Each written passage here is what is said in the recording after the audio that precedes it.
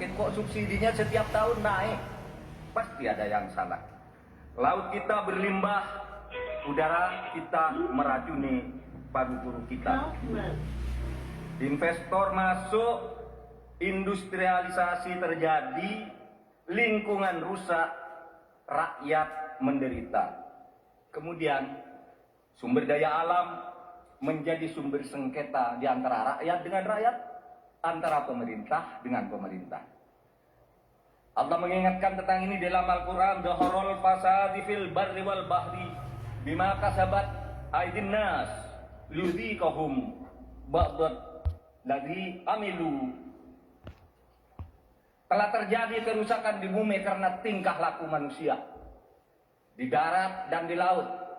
Ini ditunjukkan oleh Allah agar manusia sadar bahwa mereka telah merusak alam di negaranya yang dikuasai seharusnya oleh bangsanya. Saudara, saya katakan ini tidak mudah, tapi hanya dua kuncinya: komitmen dan keberanian.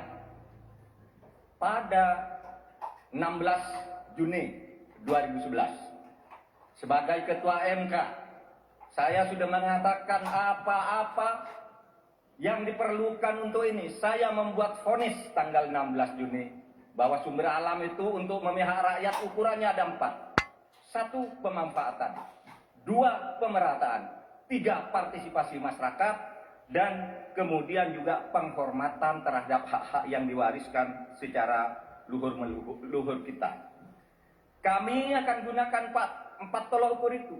Tetapi saya tidak melihat pemerintah melakukan langkah-langkah apa sih yang diperlukan ini untuk menjaga kelestarian lingkungan alam kita.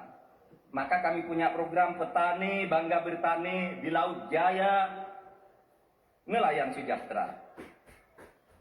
Jangan misalnya seperti food estate yang gagal dan merusak lingkungan. Yang benar aja, rugi dong kita. Terima kasih. Assalamualaikum warahmatullahi wabarakatuh. Baik, terima kasih. Baik, terima kasih kepada ketiga calon wakil presiden kita. Dan hadirin sekalian, ini saatnya kita memberikan apresiasi kepada ketiga calon wakil presiden kita. Silakan berikan apresiasi kepada Bapak Muhaimin Iskandar, Bapak Gibran Rakabuming Raka, dan Bapak Mahfud MD.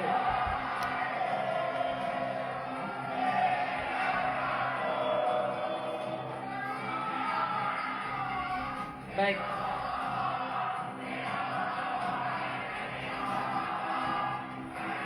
Baik hadirin dan pemirsa, kita akan jeda dulu. Di segmen berikutnya kami akan perdalam visi, misi, dan juga program kerja para calon wakil presiden melalui berbagai pertanyaan dari para panelis. Tetaplah bersama debat keempat calon wakil presiden pemilu tahun 2020. 14 Februari ya? Beres ya, Ibu takkan lupa toh. Don, kamu juga ya? Iya Bu, tanggal 14 Februari kan? Cie, 14 Februari. Iya dong, 14 Februari aku mau milih. Ya, 14 Februari ada apa sih? 14 Februari itu saat kita memilih. Kamu juga ya, cek apakah kita sudah terdaftar sebagai pemilih di cek dptonline.kpu.go.id. Rabu 14 Februari 2024. Yuk, kita nyoblos. Gimana ya caranya?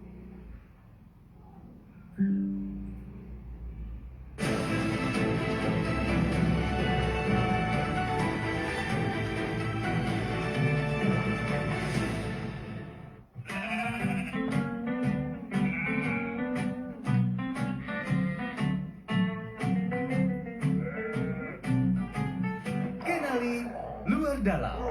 LA Light. Let's do it. Saksikan informasi aktual tajam terpercaya di channel YouTube Liputan 6. Jangan lupa subscribe, like, komen, dan juga share.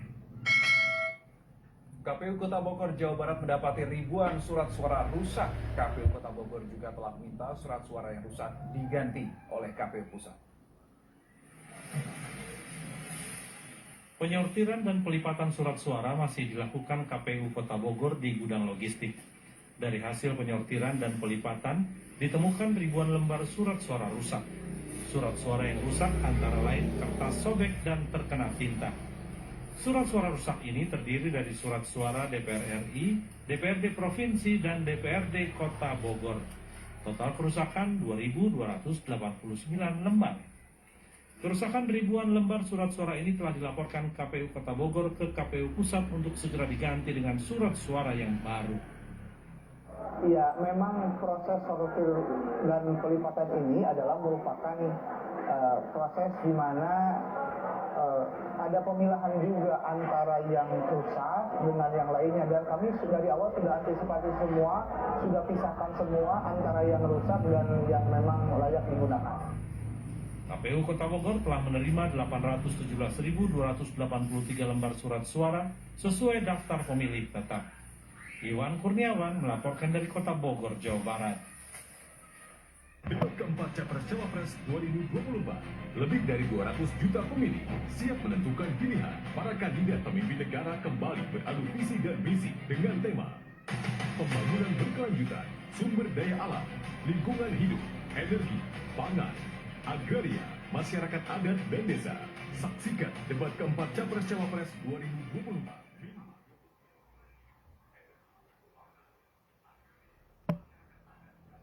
02 adalah Ibu Khofifah Indar Parawansa yang akhirnya menyatakan sikap politiknya di tahun 2024 setelah ditunggu-tunggu beberapa waktu lamanya. Dan beliau sekarang sudah berada di sebelah saya. Bu Khofifah, apa kabar? Baik, alhamdulillah. Ya, itu kan Sabtu masih hijau, sekarang sudah biru ya Bu ya? Kalau kemarin kan giat muslimat, jadi ya hijau. Kemudian hari ini hari pertama saya masuk TKN per 21 Januari. Dan hari pertama saya nonaktif dari Ketua PBNU dan Ketua Umum PP Muslimat NU. Kalau di Muslimat tadi malam langsung ada pergantian Ketua Priodik. All in. Biasa secara MU, waduh, Madrid. Yang bertanggung jawab mengkoordinasikan seluruh program. Dan ini berarti sampai selesai musim kampanye Pilpres. Ya. Ada target tidak Bu? Di Jawa Timur nanti paslon 02 nanti akan ditargetkan berapa persen suaranya begitu? Saya ingin menjawab secara kualitatif. Jadi mudah-mudahan ikhtiar maksimal menang signifikan. Tadi nanti aja. Oke, tapi juga menjadi pertanyaan adalah begini Bu Khofifah, apa yang sebetulnya membuat seorang Khofifah Indar Parawansa akhirnya melabuhkan dukungannya ke paslon nomor 02? Ya, we need strong power leader. Saya merasakan semua capres bagus, tapi bahwa untuk bisa melahirkan strong power leader itu tidak sederhana, yang bisa menggaranti bahwa seluruh dinamika baik itu stabilitas sosial di tingkat lokal, regional, nasional maupun global, kita membutuhkan strong power leader. Dari semua yang baik-baik itu, saya menangkap itu ada pada figur paslon nomor 2, Pak Prabowo. Ada Mas Gibran ya. Sebagai Jurkamnas nanti Ibu Khofifah hanya akan fokus concernnya di Jawa Timur saja. Akan basis dari Ibu Khofifah. Karena saya terdaftar di TKN mulai hari ini, bukan TKD, maka saya siap jika misalnya mendapat penugasan di luar Jawa Timur. Wilayah lain selain Jawa Timur, mana sih Bu mungkin bisa di-spill dikit yang juga menjadi basis dari Ibu Khofifah? Saya memiliki akses cukup luas sebagai provinsi, tapi kalau misalnya melihat basis elektoral yang cukup potensial, tentu Jawa memiliki basis elektoral yang kuat, kemudian beberapa daerah.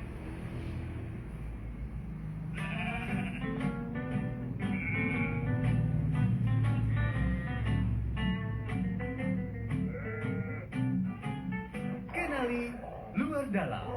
LA Light. Let's do it.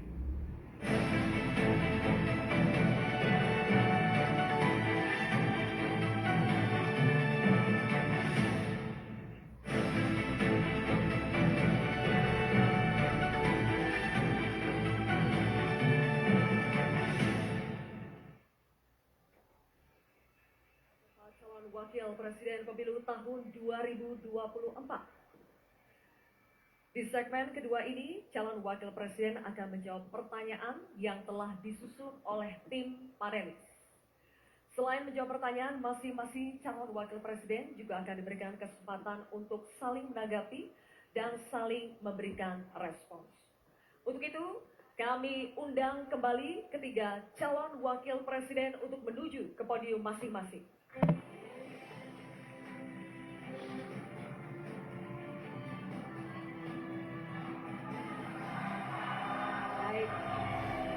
Baik, cukup. Kami ingatkan kembali kepada seluruh hadirin untuk menjaga ketertiban selama acara debat ini berlangsung. Kita berikan kesempatan waktu kepada ketiga calon wakil presiden kita untuk konsentrasi. Setuju Bapak Ibu? Oke, kita saling menghormati, berikan waktu kepada mereka untuk konsentrasi ya. Dan kami juga ingatkan kepada ketiga calon wakil presiden, kami informasikan untuk segmen kedua dan sampai segmen terakhir, segmen 6 sampai selesai, kami mohon agar penyampaian visi misi, pendalaman maupun nanti babak saling tanya jawab untuk tetap berada di podium. Kami informasikan sekali lagi kepada ketiga calon wakil presiden agar dalam penyampaiannya tetap berada di podium. Terima kasih. Baik, hadirin sekalian, di segmen kedua ini pendalaman visi, misi, dan program kerja akan dimulai dengan calon wakil presiden nomor urut 2 Bapak Gibran Rakabuming Raka. Untuk itu kami persilakan panelis Bapak Profesor Dr. Insinyur Abrar Saleng untuk mengambil pertanyaan subtema di dalam wadah, dan mohon diperlihatkan Bapak kepada seluruh hadirin dan juga kepada kami, moderator.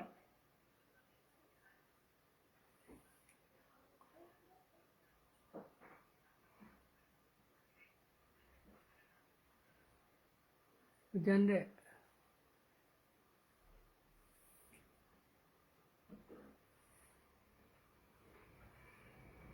Baik, subtemanya adalah pembangunan berkelanjutan dan lingkungan hidup. Terima kasih, Bapak.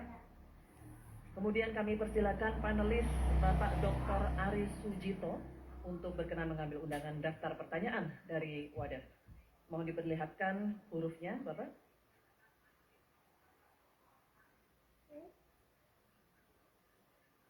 Huruf A. Baik, huruf A.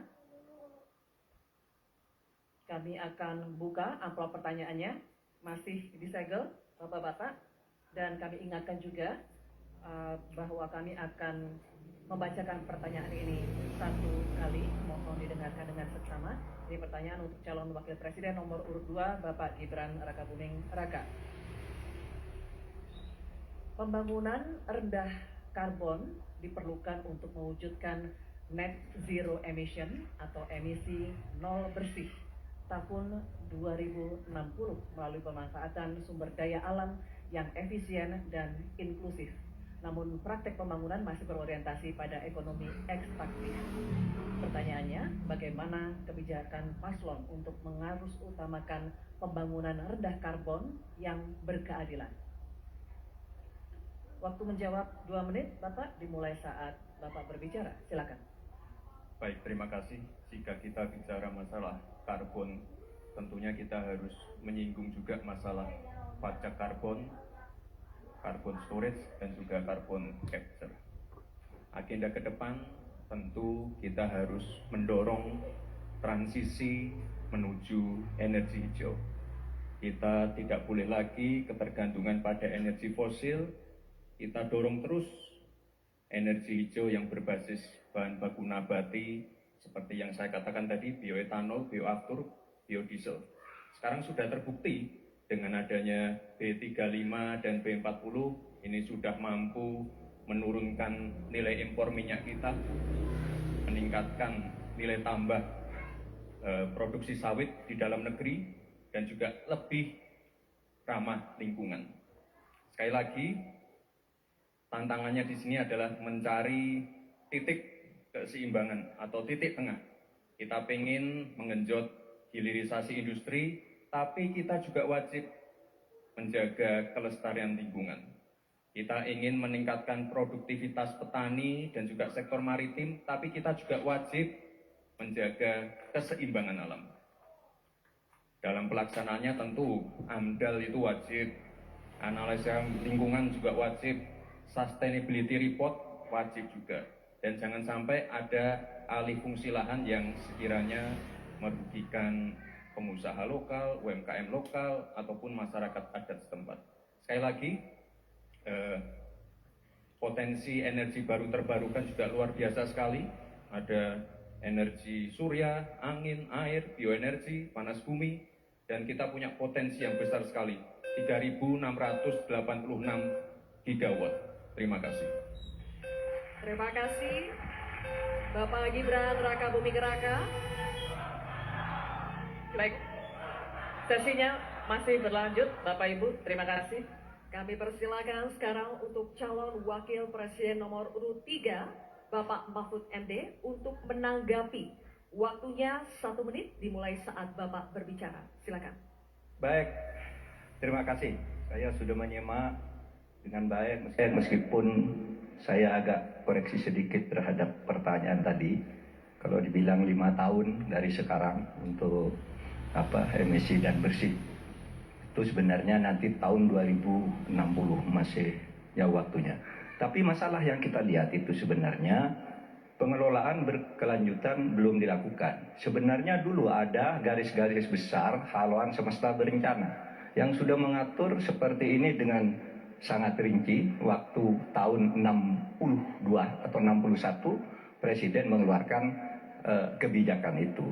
Nah, saya sekarang ingin mengatakan kebijakan insentif dan disinsentif ekonomi hijau seperti karbon, pajak limbah, dan sebagainya. Bagaimana Bapak mau melakukan itu? Baik, waktunya habis. Terima kasih.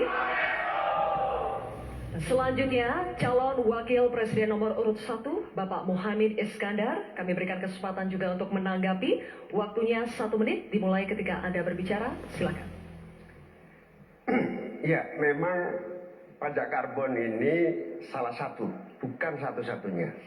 Yang paling penting adalah dipersiapkan transisi energi baru dan terbarukan. Sayangnya, komitmen pemerintah hari ini tidak serius.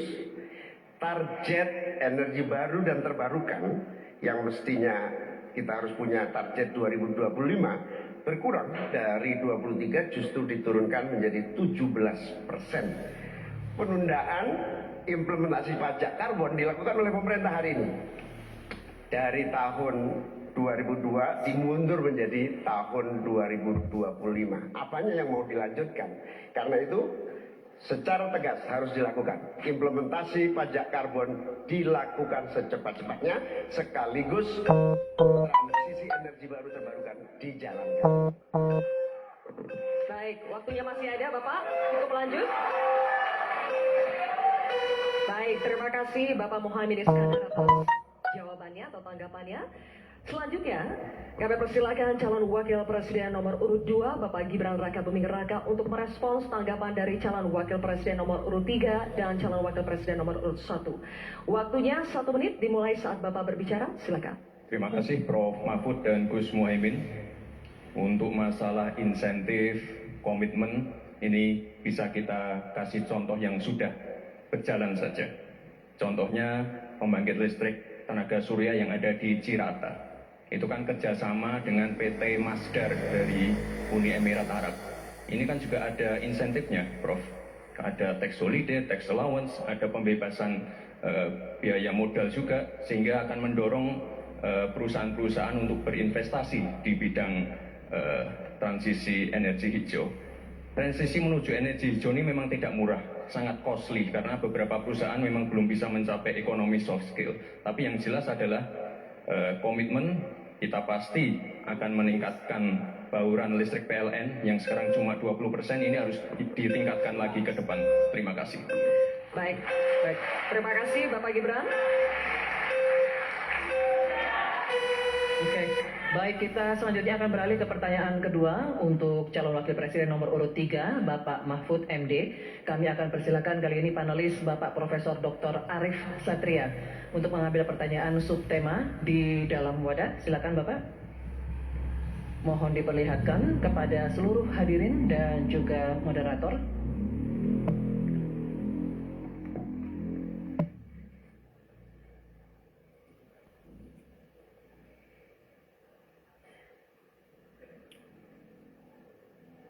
Baik. Sumber daya alam dan energi, terima kasih Pak Arief. Dan selanjutnya Ibu Dewi Kartika, kami mohon mengambil undian daftar pertanyaan dari wadah.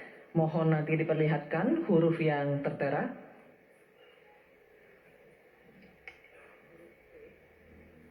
Huruf C, terima kasih Ibu.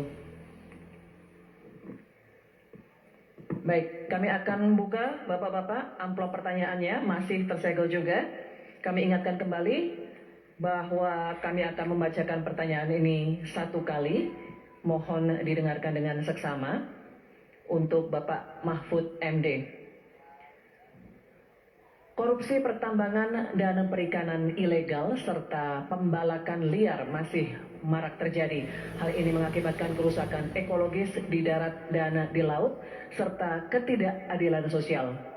Pertanyaannya, bagaimana strategi paslon menanggulangi praktik ilegal tersebut untuk mewujudkan keberlanjutan sumber daya alam? Waktu untuk menjawab 2 menit, Bapak dimulai saat berbicara, silakan. Baik, terima kasih. Sebenarnya persoalan penyelesaian SDA dan energi selalu harus menyeluruh dari hulu ke hilir. Keterbukaan informasi agraria, termasuk kehutanan misalnya. Saya ini punya pengalaman di dalam sidang-sidang yang membicarakan tentang ini misalnya, informasinya tertutup. Siapa yang punya lahan ilegal di sebelah sana? Ketika dibuat daftar, tidak ada di dalam daftar. Sementara ada masyarakat yang punya data. Ketika ditanyakan, lalu baru ditunjukkan. Jadi penyelesaiannya tidak bisa menyeluruh.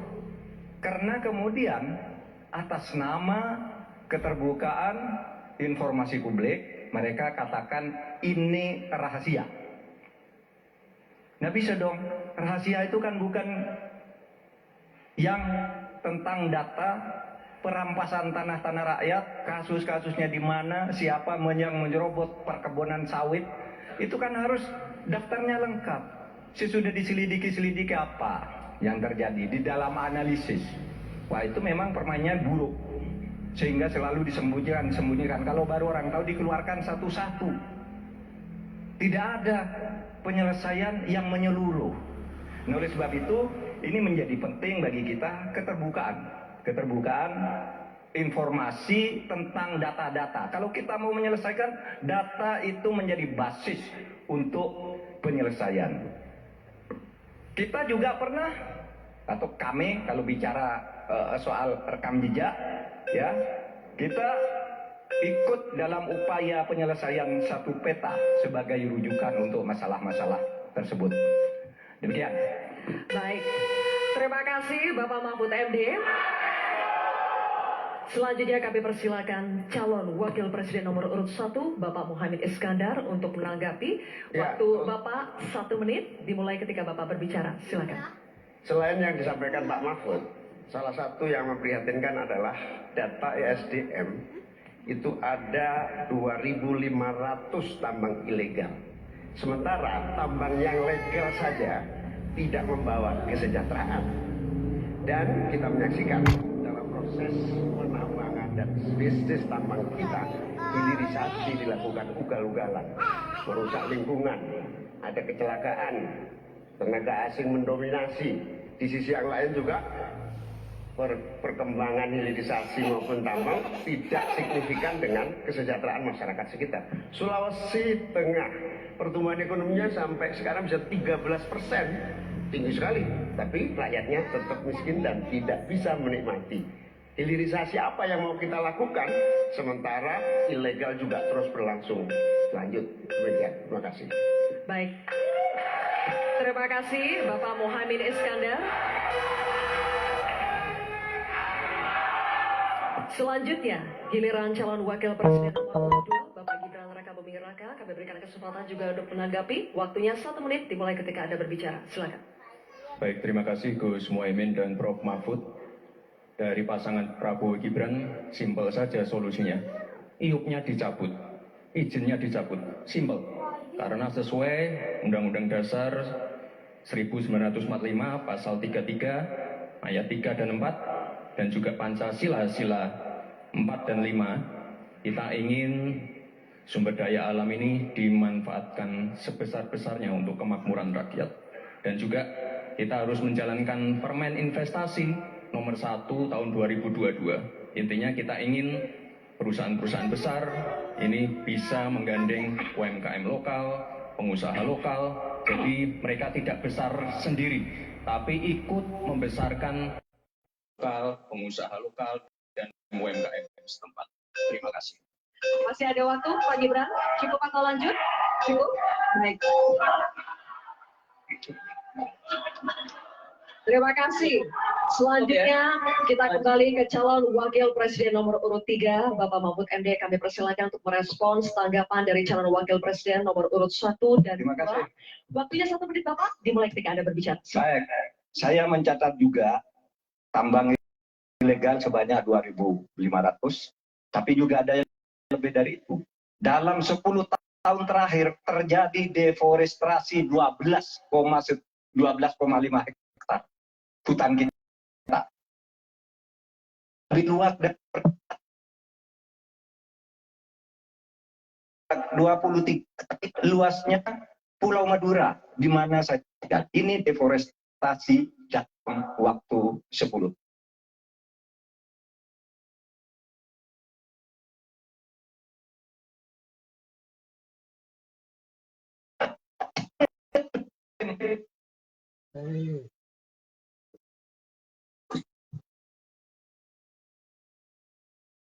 Untuk pertama itu banyak sekali yang ilegal dan itu di backing oleh aparat-aparat dan pejabat.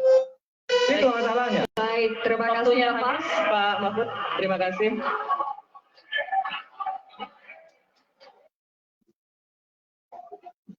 Baik, kini kita beralih ke pertanyaan untuk calon wakil presiden nomor urut 1, Bapak Muhaimin Iskandar. Kami akan persilakan panelis Bapak Fabi Tumewa untuk mengambil subtema di dalam wadah. Silakan Pak, mohon diperlihatkan kepada hadirin dan juga moderator.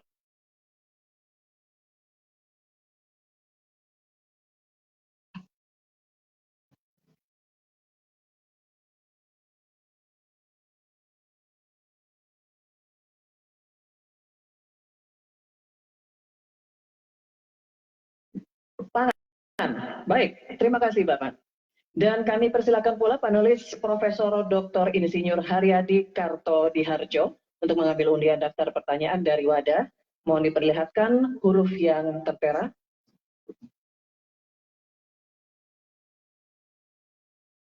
Huruf B. Terima kasih. Pangan huruf B. Baik, Bapak-bapak masih tersegel. Kita akan buka dan kembali kami ingat bahwa kami akan membacakan pertanyaan 1 kali, mohon didengar dengan seksama. Ini untuk calon wakil presiden nomor urut 1 Bapak Muhaimin Iskandar.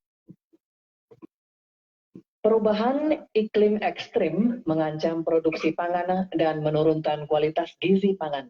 Hal ini sangat berpengaruh terhadap kualitas sumber daya manusia serta kecerdasan, imunitas, dan produktivitas. Pertanyaannya, bagaimana strategi paslon untuk menghadapi dampak perubahan iklim terhadap produksi dan kualitas gizi pangan? Waktu menjawab 2 menit, Pak Muhaimin, dimulai saat berbicara. Silakan. Saudara-saudara sekalian, tanpa krisis iklim pun persawahan pertanian kita tidak memiliki air dan irigasi yang memadai. Bahkan dia lebih fatal lagi dalam pengadaan pangan nasional. Petani tidak dilibatkan dan bahkan hanya melibatkan korporasi. Ini yang harus kita rubah. Kita ingin melihat bahwa potensi petani dan seluruh produk-produknya masih sangat luar biasa. Mulai dari kita harus mulai dari pengadaan lahan yang memadai. Dalam arti, lahan-lahan yang ada melalui reformasi agraria. Reforma agraria menjadi prinsip. Yang kedua, petani kita harus kita beri pupuk yang cukup dengan harga yang terjangkau. Bahkan banyak petani punya duit sebetulnya, tapi pupuknya tidak ada. Bagaimana mungkin? Yang kedua, potensi pupuk organik juga menjadi salah satu bagian penting agar produksi pertanian kita semakin berkualitas. Di sisi yang lain, kita ingin program perlindungan gagal tanam gara-gara iklim juga kita berikan supaya petani kita aman, merasa aman dan yakin dengan produksinya. Pengembangan irigasi dan subsidi pupuk tidak bisa dielakkan. Tidak boleh kita melakukan pembiaran petani kita sehingga kita kekurangan pangan, petani kita tidak diberi kesempatan untuk mengisi kekurangan pangan itu. Kualitas pangan kita bergantung juga kemampuan kita memfasilitasi agar petani kita lebih produktif lagi. Dengan cara ini, desa-desa kita libatkan untuk menjadi bagian dari satu kesatuan pengadaan pangan yang berkualitas, sekaligus kita hentikan untuk ketergantungan dari pangan di luar produksi kita sendiri. Baik, terima kasih. Selanjutnya, kami persilakan calon wakil presiden nomor urut 2, Bapak Gibran Raka Buming Raka untuk menanggapi. Waktu Bapak 1 menit dimulai ketika Anda berbicara. Silakan. Baik, terima kasih. Enak banget ya Gus ya, jawabnya sambil baca catatan tadi. Kuncinya di sini adalah ekstensifikasi dan intensifikasi lahan. Kemarin tahun lalu kita sudah bangun pabrik pupuk di Fatfat. Kuncinya untuk meningkatkan produktivitas, ya kita harus genjot kawasan industri pupuk. Kita dekatkan pupuknya dengan lahan-lahan pertaniannya. Kuncinya pupuk, dan pupuk harus didekatkan dengan lahan-lahan pertanian. Otomatis produktivitas akan meningkat. Dan jangan lupa mekanisasi. Kita ingin meningkatkan produktivitas para petani. Pakai RMU, pakai combine harvester, dan juga kita melibatkan generasi muda melalui smart farming. Pakai IoT untuk melihat pH tanah, keasaman tanah, kesuburan tanah, dan juga penggunaan drone untuk penyemprotan pestisida. Terima kasih. Baik, terima kasih. Terima kasih. Baik, kita lanjutkan, Bapak-Bapak. Oke. Selanjutnya, kita lanjutkan ya, Bapak Ibu. Cukup ya, kita lanjutkan dulu. Selanjutnya giliran calon wakil presiden nomor urut 3, Bapak Mahfud MD, untuk menanggapi juga. Waktunya 1 menit, Bapak. Dimulai ketika Anda berbicara. Silakan. Ya, kan masalahnya itu salah satu yang sering kita dengar, lahan berkurang, petani berkurang. Orang desa tidak mau lagi menjadi petani karena justru rugi. Terkadang kalau mau ingin mendapat pupuk bersubsidi dipersulit bukan main dan harus beli ke tengkulak. Nah di sini problemnya sebenarnya bagaimana penegakan aturan-aturan itu. Kami di Jawa Tengah itu pernah punya program di mana Pak Ganjar waktu jadi gubernur waktu itu membuat 29 badan usaha milik petani yang itu efektif untuk membantu petani saling menolong menggarap tanahnya sehingga dia kerasan di desa. Yang saya tanyakan, kebijakan hukum apa yang akan dilakukan untuk mengatasi masalah ini? Terima kasih. Baik, terima kasih Pak Mahfud MD. Kita teruskan lagi ya. Kita lanjutkan dulu ya. Kita teruskan lagi debatnya. Cukup. Selanjutnya kita kembali ke calon wakil presiden nomor urut 1 Bapak Muhaimin Iskandar. Kami persilakan untuk merespons tanggapan dari calon wakil presiden nomor urut 2 dan 3 yang telah dikemukakan. Waktu Bapak 1 menit dimulai ketika Anda berbicara. Silakan. Terima kasih Pak Gibran. Yang Anda sampaikan hanya mengulang apa yang saya sampaikan.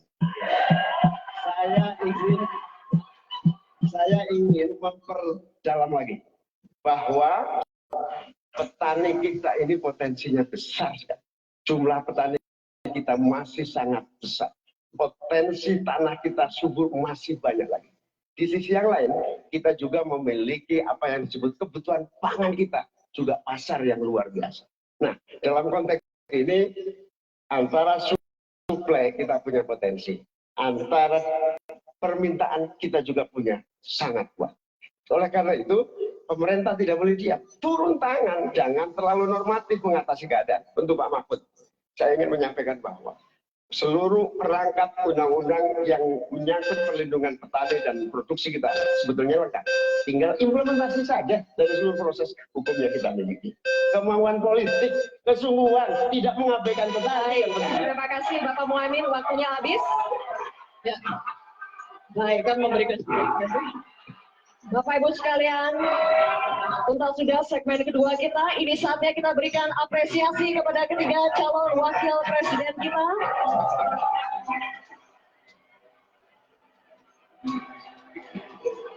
Kita akan jeda sejenak dan kembali lagi dengan segmen pendalaman visi misi dan program kerja dengan subtema lainnya. Baik, berbagai gagasan akan kembali disampaikan oleh ketiga calon wakil presiden kita, karena itu kita orang urusan DIY lagi nih, pada ke rumah, ini urusan apa? Ini apa? Ini urusan apa? Banyak banget. Iya dong, Mr. DIY sudah lengkap, hebat lagi. Semua urusan, semua ketemu di sini. Panitia pemilihan luar negeri PPWN setempat. Ayo datang ke TPS 14 Februari 2024. Gunakan hak pilihmu. Mari kita sukseskan pemilu 2024 dengan datang ke TPS pada tanggal 14 Februari 2024. Mari kita berpartisipasi, jangan golput, gunakan hak suara kita dalam pemilu 2024. Nyoblos dong. Jangan golput. Jangan golput ya. Jangan golput ya. Jangan golput, gunakan hak pilih Anda.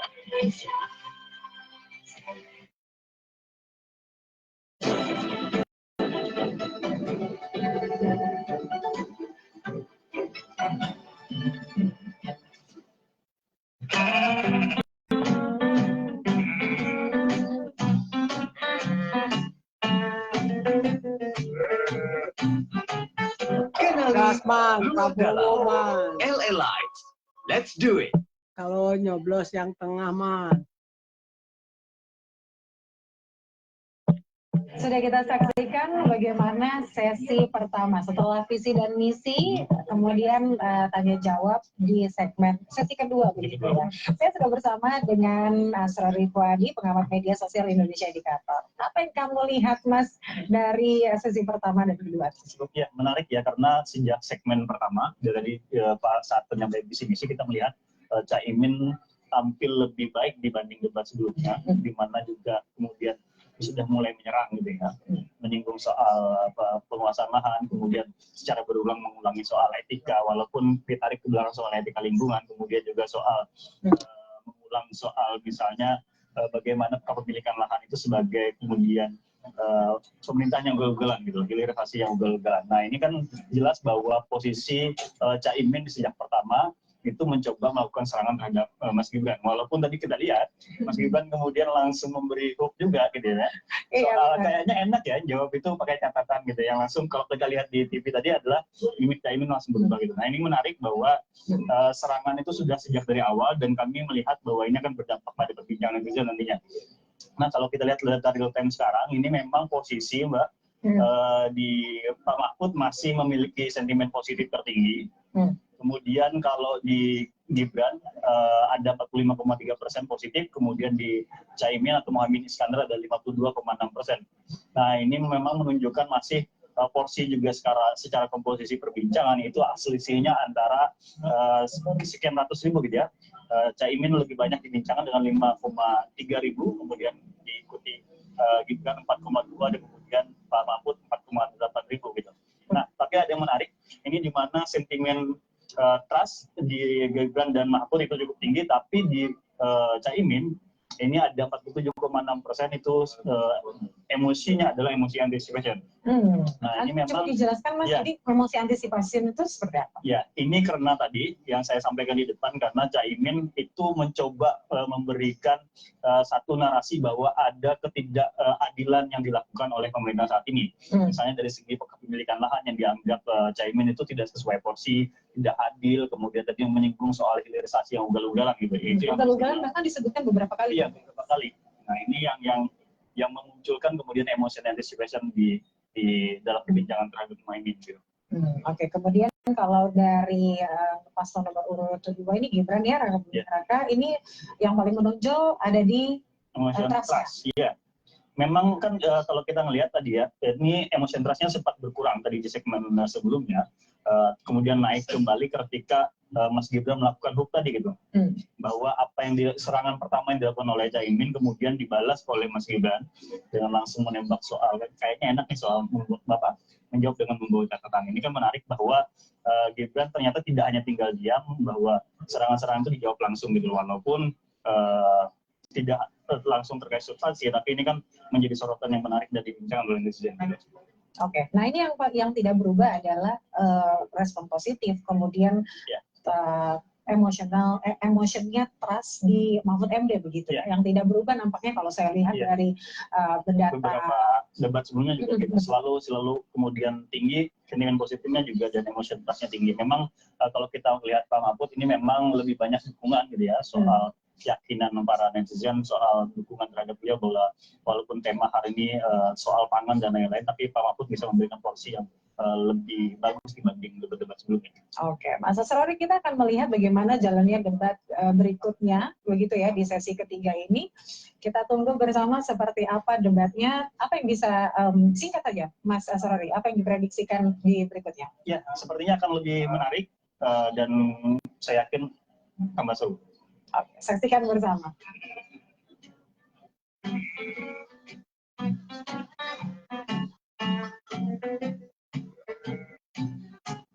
Kenali luar dalam. LA Live. Let's do it.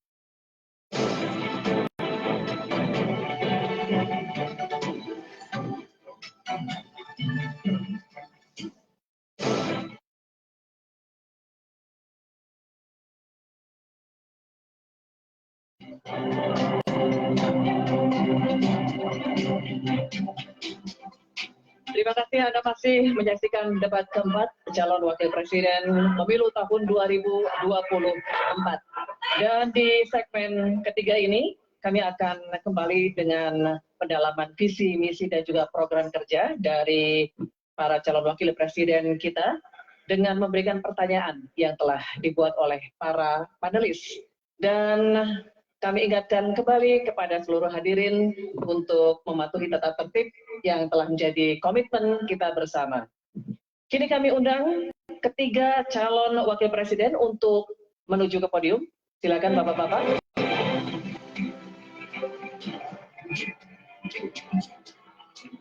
Baik. Baik. Oke. Cukup ya? Kita bisa mulai? Oke, terima kasih. Mohon kerjasamanya semuanya. Kita akan mulai segmen ketiga ini.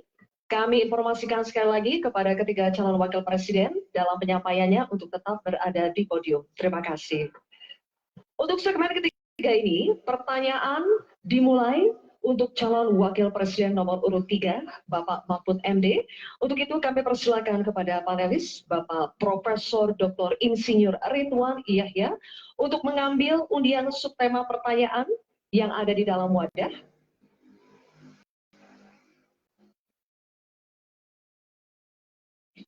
Mohon perlihatkan kepada hadirin dan juga kepada kami.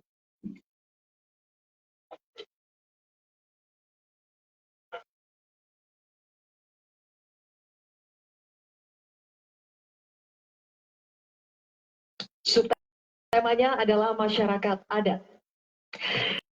Selanjutnya kami persilakan panelis Ibu Ruka Sombolinggi SPMA untuk mengambil undian daftar pertanyaan dari dalam wadah.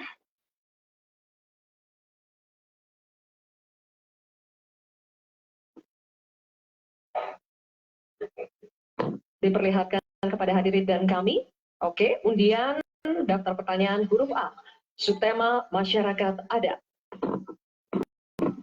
Baik, kami akan buka amplop pertanyaan yang masih disegel ya.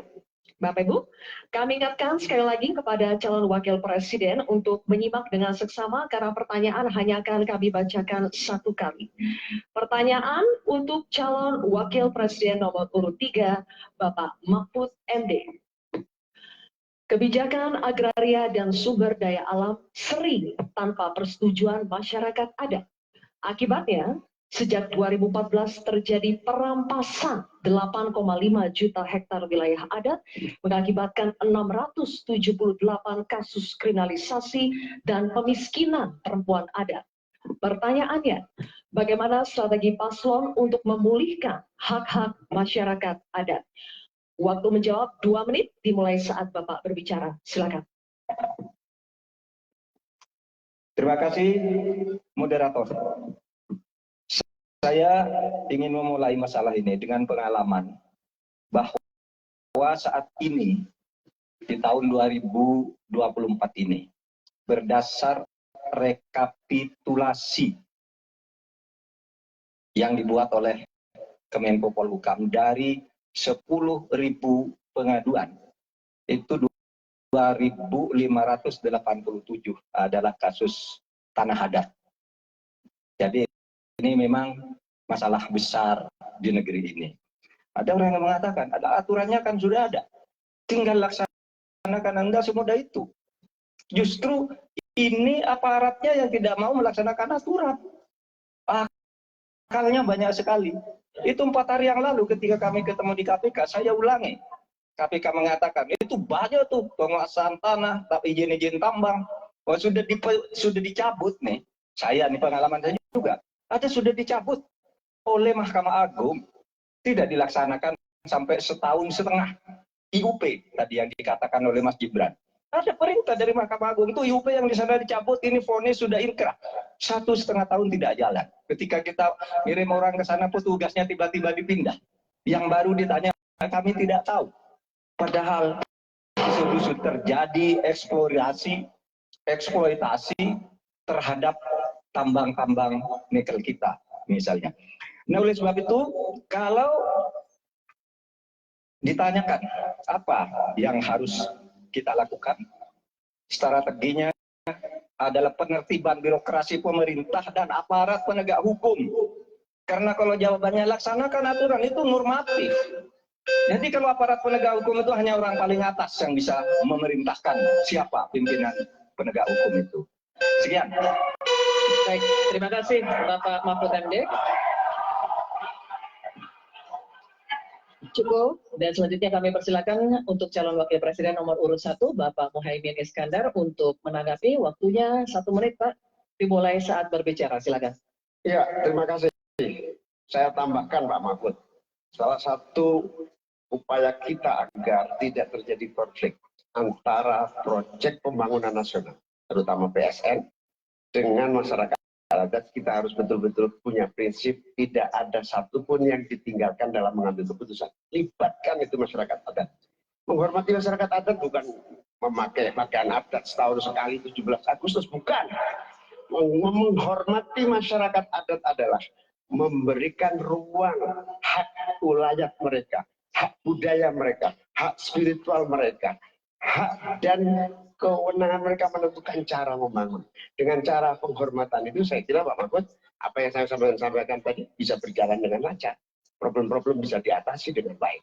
Karena itu dalam catatan saya, tempat saya catat supaya tidak salah, karena ini bagian dari agar kita tidak salah jalan di dalam melaksanakan pembangunan kita. Baik, Pak Muhaimin, terima kasih. Dan selanjutnya,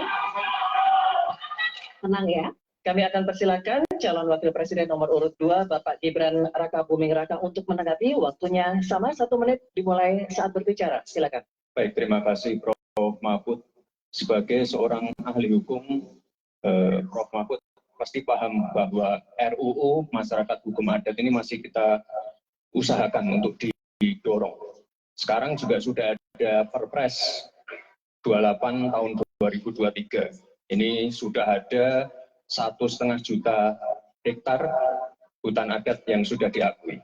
Memang kuncinya ke depan adalah kita harus perbanyak dialog dengan para tokoh adat, kepala-kepala adat, tokoh masyarakat setempat. Jadi jangan sampai ketika ada pembangunan yang masif ataupun ada PSN, jangan sampai masyarakat adat ini tersingkirkan. Justru harus dirangkul dan diberikan manfaat yang sebesar-besarnya, terutama untuk masyarakat lokal, pengusaha lokal, UMKM lokal, dan termasuk masyarakat adat setempat. Terima kasih. Baik, masih ada waktunya, Pak Gibran? Cukup? Oke, baik, terima kasih. Nanti ada waktunya, Bapak Ibu. Kita lanjut dulu ya. Kita lanjut dulu. Kita Bapak-Bapak. lanjutkan. Cukup Oke, ya. terima kasih ya. Kita lanjut Terima dulu. kasih. Kita akan kembali dulu ke Pak Mahfud MD, calon wakil presiden nomor urut 3 untuk merespon tanggapan dari calon wakil presiden nomor urut 1 dan 2 yang telah dikemukakan. Waktunya 1 menit, Pak Mahfud. Ya, Silakan. Pak Mohaimin, di meja saya itu ada tumbler. Tulisannya no one left behind. Jangan ada satu pun yang tertinggal. Dan itu yang saya lakukan. Kalau Bapak tadi katakan jangan ada yang tertinggal dong. Semua dilibat. Itu yang tadi saya putuskan ketika saya membatalkan 14 pasal Undang-Undang Wilayah Pesisir, justru karena di situ masyarakat adat tidak pernah dilibatkan. Sehingga mereka coba. Sekarang ini masyarakat adat yang ada di hutan-hutan di Kalimantan Timur itu 20.000 orang tidak bisa memilih karena tidak punya KTP. Kenapa tidak punya KTP? Karena katanya dia menghuni hutan negara. Jadi kalau hutan negara tidak boleh ada penduduk di situ, padahal dia sudah puluhan tahun di situ. Nah, tentang RUU Hukum Masyarakat Hukum Adat, sudah masuk di dalam program kami, divisi kami. Memang itu sudah sejak 2014 tidak jalan, akan kita jalankan. Terima kasih. Baik, Pak Mahfud, terima kasih. Oke, cukup. Selanjutnya kita beralih ke pertanyaan untuk calon wakil presiden nomor urut 1, Bapak Mohaimin Iskandar. Untuk itu kami persilakan kepada panelis Bapak Profesor Sudarto PhD PhD untuk mengambil undian subtema pertanyaan dari dalam wadah.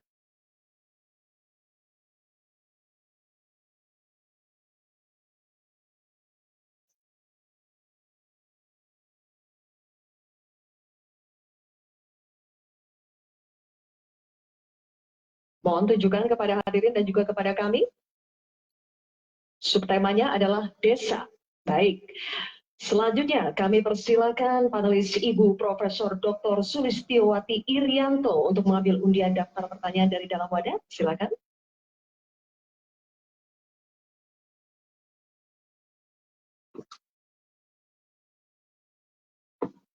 Mohon ditunjukkan ke hadirin dan kepada kami. Huruf A, baik. Subtema desa, huruf A. Amplopnya masih dalam keadaan tersegel, Bapak. Saya akan buka amplopnya dan kami ingatkan kembali kepada calon wakil presiden untuk mendengarkan pertanyaan dengan seksama karena pertanyaan hanya akan kami bacakan 1 kali. Pertanyaan untuk calon wakil presiden nomor urut 1, Bapak Mohaimin Iskandar. Desa adalah daerah yang cenderung ditinggalkan warganya. Dampaknya desa makin kehilangan sumber daya potensialnya. Pertanyaannya, bagaimana kebijakan dan strategi paslon agar warga desa lebih berminat untuk tinggal dan membangun desanya? Bapak Mohaimin, waktu Anda menjawab 2 menit dimulai saat Anda berbicara. Silakan.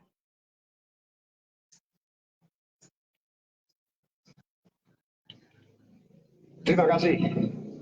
Saya catat sedikit. Yang penting ini bukan catatan Mahkamah Konstitusi. Hadirin sekalian yang saya muliakan, sebetulnya diawali dari paradigma. Paradigma pembangunan kita itu apa? Dulu kita gagal zaman Orde Baru karena kita membangun dari atas. Dengan pembangunan desa, kita membangun dari bawah. Dengan pembangunan dari bawah, kita yakin akan tumbuh kehidupan kemasyarakatan, ekonomi, sosial, budaya yang akan terus terjaga dan lestari.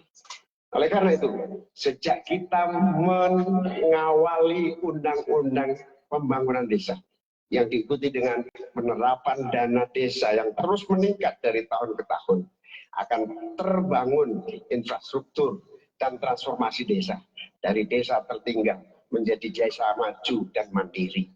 Hari ini sudah 13.000 desa yang tertinggal menjadi desa sudah menjadi desa maju, desa mandiri, sekarang tinggal 4.000 saja. Ini bukti bahwa infrastruktur kita berjalan baik, dana desa terlaksana dengan baik, sehingga masyarakat desa semakin kerasan. Nanti ke depan kita akan siapkan lagi, naikkan lagi anggaran 5 miliar per desa. Agar apa? Tidak hanya infrastrukturnya yang baik, tetapi juga ada kehidupan ekonomi yang tumbuh melalui BUMDes, melalui berbagai kegiatan wirausaha yang tumbuh, pertanian, peternakan, ekonomi kreatif tumbuh di desa, sehingga orang tertarik di desa. Jadi infrastruktur beres, pembangunan sarana prasarana tumbuh, kegiatan ekonomi memadai, dan desa terjaga menjadi komunitas yang membanggakan. Sehingga masyarakat tidak lagi tertarik menjadi urbanisasi, tapi justru kembali ke desa. Membangun desa untuk pembangunan bangsa. Terima kasih. Nanti ada waktunya. Bapak Ibu, kita lanjutkan Bapak Ibu. Tenang ya. Kini kami akan persilakan calon wakil presiden nomor urut 2 Bapak Gibran Rakabuming Raka untuk menanggapi. 1 menit Bapak dimulai saat berbicara. Silakan. Nah gitu dong Gus, jangan terlalu tegang kayak waktu debat cawapres pertama kemarin. Intinya di sini adalah kita bisa menumbuhkan rasa sense of belonging dari masyarakat desa. Saya pernah ke Mojokerto, di situ ada desa wisata nomor 1 se-Indonesia. Kemarin dapat penghargaan dari Pak Sandiaga Uno. Intinya adalah ini adalah desa wisata dibangun dengan crowdfunding. Jadi masyarakat desa punya saham di destinasi wisata tadi. Jadi ini salah satu contoh yang baik cara bagaimana agar masyarakat desa tidak meninggalkan desa atau mencari pekerjaan di kota. Kita bangun sense of belonging, kita ingin program-program yang sudah dijalankan di Mojokerto ini juga bisa dijalankan di desa-desa yang lain. Terima kasih. Baik, waktunya masih cukup Pak Gibran. Nanti ada waktunya. Bapak Ibu, cukup. Bapak, nanti ada waktunya. Kita lanjutkan ya. Terima kasih. Tenang ya, kita lanjutkan ya. Kita akan persilakan sekarang calon wakil presiden nomor urut 3 Bapak Mahfud MD untuk menanggapi. Waktunya dimulai saat berbicara. Silakan. Bapak Cawapres Bapak Muhaimin Iskandar, calon presiden kami Bapak Ganjar Pranowo punya catatan menarik tentang apa yang dilakukan untuk mengatasi hal yang tadi ditanyakan. Pertama, ada program 1000 embung, ada program desa mandiri, mandiri energi dan mandiri pangan, kemudian pembangunan irigasi. Lalu di daerah istimewa Yogyakarta ada satu daerah Panggung Harjo, desa Panggung Harjo itu dikenal sangat maju, koperasinya jalan, irigasinya jalan, UMKM-nya jalan, dikelola oleh desa itu dengan baik. Nah masalahnya sekarang sebenarnya ada pepatah, Deso Mowo Joro, Negoro Mowo Toto. Ini yang di daerah-daerah lain tidak jalan. Negara terlalu intervensi ke desa dalam soal-soal administratif. Terima kasih. Terima kasih Pak Mahfud. Ini kita akan kembali ke calon wakil presiden. Kita akan kembali ke calon wakil presiden nomor urut 1 Bapak Muhaimin Iskandar. Kami persilakan untuk merespon tanggapan dari cawapres nomor urut 2 dan 3 yang telah diberikan. Waktunya 1 menit Bapak. Silakan. Apa yang disampaikan Pak Gibran lebih dari upaya kita untuk menggerakkan ekonomi daerah sehingga tumbuhlah daya tarik. Yang lebih penting dari itu adalah desa ini harus terus diberi fasilitas insentif untuk lebih maju.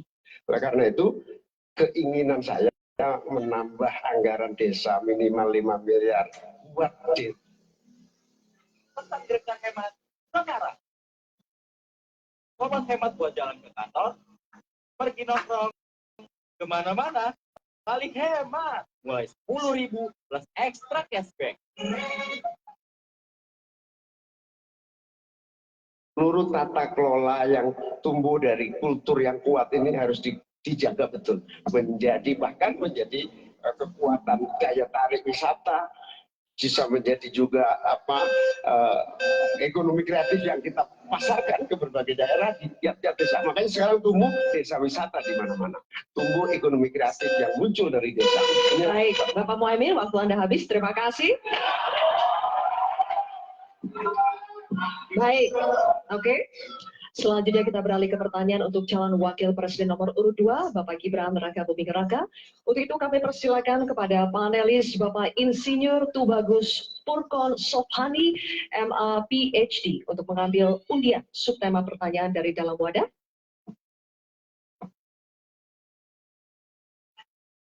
Mohon diperlihatkan kepada hadirin dan juga kepada kami.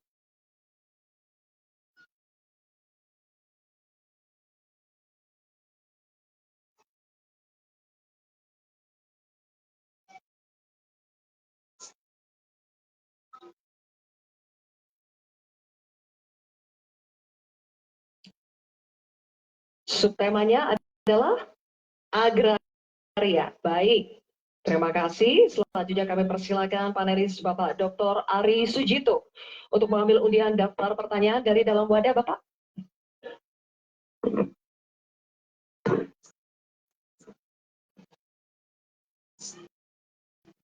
Mohon diperlihatkan kepada hadirin dan juga kepada kami. Huruf A. Oke, subtema agraria, undian daftar pertanyaan huruf A. Masih tersegel amplop pertanyaannya. Kami ingatkan kembali bahwa pertanyaan hanya akan kami bacakan sekali, oleh karena itu mohon disimak dengan seksama. Pertanyaan untuk calon wakil presiden nomor urut 2, Bapak Gibran Rakabuming Raka. Undang-undang Pokok Agraria, reforma agraria, bertujuan merombak ketimpangan penguasaan tanah, menyelesaikan konflik agraria, dan mengatasi kemiskinan. Namun, hingga saat ini reforma agraria belum berhasil diwujudkan. Pertanyaannya, bagaimana strategi paslon untuk mengembalikan tujuan reforma agraria sesuai amanat konstitusi? Waktu Bapak 2 menit dimulai ketika Anda berbicara. Silakan. Baik, terima kasih. Untuk program reforma agraria, ini akan kami kuatkan dan kami sempurnakan. Sekarang sudah ada program PTSL, sudah berhasil membagikan sekitar 110 juta sertifikat. Dulu, sebelum ada program ini, hanya bisa menghasilkan dan membagikan 500.000 sertifikat. Bayangkan itu butuh berapa tahun untuk menyelesaikan masalah. Lalu, sekarang juga sudah ada program redistribusi tanah. Tanah-tanah ex-HGU dan lain-lain disimpan di bank tanah untuk nanti diredistribusi ulang kepada para misalnya pengusaha lokal, petani lokal, dan lain-lain. Sekarang juga ada program One Map Policy. Ini sangat-sangat berguna sekali untuk mengurangi adanya konflik-konflik sengketa tanah, mafia tanah, dan lain-lain. Karena database-nya sudah digital, batas-batas tanahnya sudah tercapture semua di database, ini akan sangat-sangat mengurangi yang namanya mafia tanah. Sekali lagi, reforma agraria akan kita lanjutkan dan kita kuatkan, dan kemarin saya dan Pak Ganjar juga sempat mendapatkan predikat kota lengkap di kota Solo. Jadi Solo ini dari BPN sudah mendapatkan predikat kota lengkap, garis-garis batas tanah-tanah wilayahnya sudah tercapture semua, sehingga nanti akan mengurangi sekali lagi konflik-konflik tanah, mafia tanah, karena semuanya sudah tercapture secara digital di database-nya BPN. Kuncinya di sini adalah digitalisasi, dan tadi kota lengkap, One Map Policy ini sangat penting sekali untuk kita bagaimana nanti menyelesaikan konflik-konflik agraria ke depan. Terima kasih. Terima kasih Pak Gibran. Oke, ditahan dulu, nanti akan ada waktu. Nanti ada waktunya. Bapak Ibu, ada waktu dulu. Cukup ya? Bisa tenang? Kita lanjut dulu ya. Baik, ini kami persilakan calon wakil presiden nomor urut 3, Bapak Mahfud MD, untuk menanggapi. Bapak, waktunya 1 menit dimulai dari saat berbicara. Terima kasih, moderator. Jadi kalau melihat ketimpangan penguasaan tanah, itu memang coba lihat bisnis sawit itu 39 hektar. Sementara hanya segelintir orang bisnis sawit. Sementara para petani kita Sebanyak 17 juta orang itu kalau dirata-ratakan itu hanya menguasai setengah hektar. Itulah sebabnya dulu ada reforma agraria yang ditugaskan kepada Presiden untuk segera dilakukan reforma. Reforma agraria itu ada dua. Satu, ada tiga. Satu, legalisasi. Yang kedua, redistribusi. Lalu yang ketiga, pengembalian klaim-klaim hak atas tanah. Nah, ini yang sekarang belum satu pun ada sertifikat untuk redistribusi. Yang ada itu baku legalisasi, yaitu orang sudah punya lalu diberi sertifikatnya di situ. Yang lain belum dapat redistribusinya. Terima kasih. Baik, waktunya habis Pak Mahfud. Kini kami akan lanjutkan untuk calon wakil presiden nomor urut 1, Bapak Muhaimin Iskandar, memberikan tanggapan. Waktunya 1 menit, dimulai saat berbicara. Silakan. Pak Gibran harus tahu persis ya bahwa redistribusi lahan ini bukan tidak sama dengan sertifikasi. Pemerintah sebetulnya sudah memiliki Perpres 86 tahun 2018 yang menentukan lokasi prioritas reformasi agraria. Sehingga sebetulnya sederhana, laksanakan itu dengan sungguh-sungguh, maka akan terdistribusi hak-hak tanah. Kalau tadi ada pernyataan soal konstitusi, prinsip dasar distribusi tanah itu memang melekat dalam konstitusi kita. Bahwa seluruh kekayaan negara ini punya negara. Dan tugas adanya pemerintah itu adalah membagi aset tanah ini dalam reforma agraria. Sehingga sertifikat yang menjadi agenda itu sama sekali tidak masuk dalam redistribusi aset, distribusi lahan.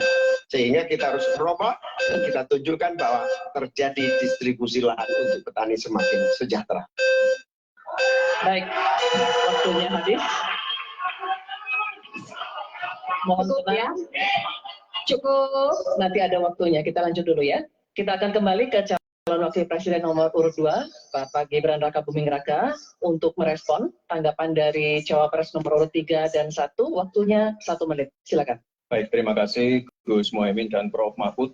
Tentunya untuk mengakselerasi proses redistribusi tanah, ini kan sudah ada MOU antara Mahkamah Agung dengan Kementerian ATR. Jadi ada sertifikasi hakim-hakim selama 40 jam diberikan pengetahuan tentang masalah-masalah tanah. Jadi sehingga ke depan bisa mempercepat dan mengakselerasi proses redistribusi tanah, terutama tanah-tanah yang masih bermasalah ataupun tanah-tanah ex-HGU yang masih bermasalah juga. Jadi ke depan yang namanya pengadilan untuk masalah pertanahan ini akan bisa diselesaikan karena sudah ada MOU antara Mahkamah Agung dan Kementerian ATR. Dan ke depan fungsi dari bank tanah akan kita optimalkan sekali lagi. Jadi permasalahannya kita selesaikan di pengadilan, masuk ke bank tanah, lalu ke direstribusi ulang ke para masyarakat adat setempat atau pengusaha-pengusaha lokal. Baik, waktunya habis. Saatnya kita berikan apresiasi, silakan untuk ketiga calon wakil presiden kita. Baik, pemirsa, kita akan jeda terlebih dahulu. Debat masih akan berlanjut di segmen berikutnya, di mana para calon wakil presiden akan saling tanya jawab. Untuk itu tetap di debat keempat calon wakil presiden pemilu tahun 2024.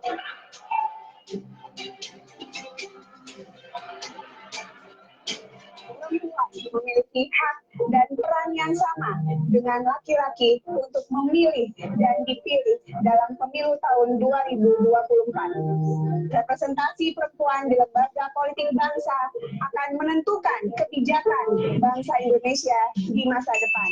Ayo, kita jadi perempuan cerdas, jangan sia-siakan hak pilih kita dalam pemilu tahun 2024. Semua manusia derajatnya sama di hadapan Sang Pencipta. Kami punya hak yang sama dengan kalian untuk menentukan masa depan bangsa. Fisik kami memang tak sempurna, namun kami punya cita-cita. Kami adalah warga negara Indonesia dan kami tak ingin suara kami sia-sia. Ingat, gunakan hak pilihmu dalam pemilu 14 Februari 2024.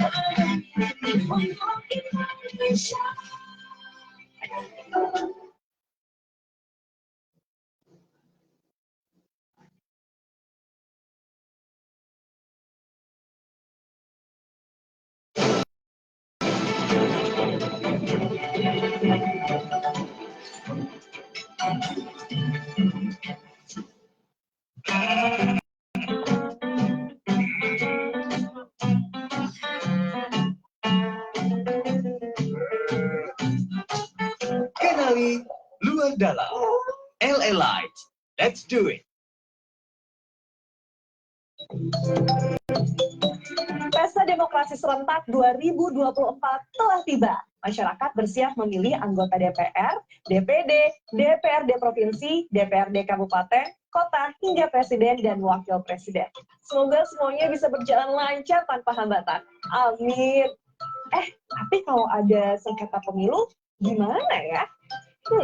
Sengketa pemilu adalah perselisihan atau perbedaan pendapat dalam pelaksanaan maupun hasil pemilu yang bisa memicu konflik. Menurut Undang-Undang Nomor 7 Tahun 2017 tentang Pemilihan Umum, ada 2 jenis sengketa yang menjadi masalah hukum dalam pelaksanaan pemilu. Namanya sengketa proses pemilu dan sengketa perselisihan hasil pemilihan umum. Terus, bedanya apa ya? Jadi, dalam pasal 466 Undang-Undang Pemilu, sengketa proses merupakan sengketa yang terjadi antar peserta pemilu atau sengketa peserta pemilu dengan penyelenggara pemilu sebagai akibat dikeluarkannya keputusan KPU Pusat, KPU Provinsi, serta KPU Kabupaten Kota.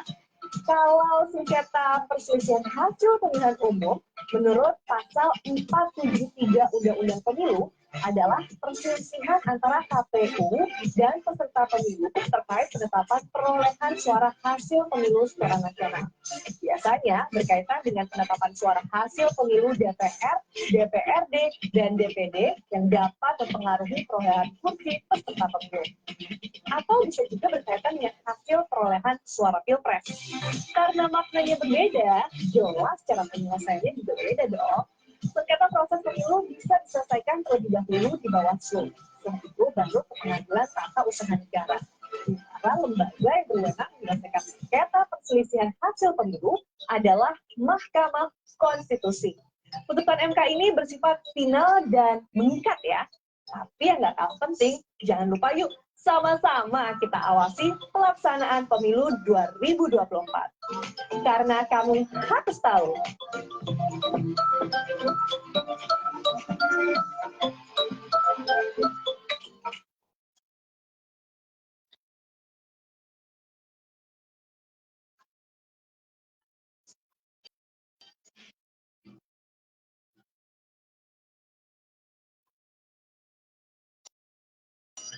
Ya, Yuli dan saudara, ini kayak tadi kita sudah melihat bagaimana pemaparan visi misi yang disampaikan di segmen 1, kemudian bagaimana dari ketiga cawapres ini menjawab pertanyaan dan juga saling menanggapi dari para panelis di segmen 2 dan 3. Kalau sedikit saya bebankan pada malam hari ini, untuk segmen 1 tadi, ini beberapa visi misi yang saya catat dari Mahfud MD.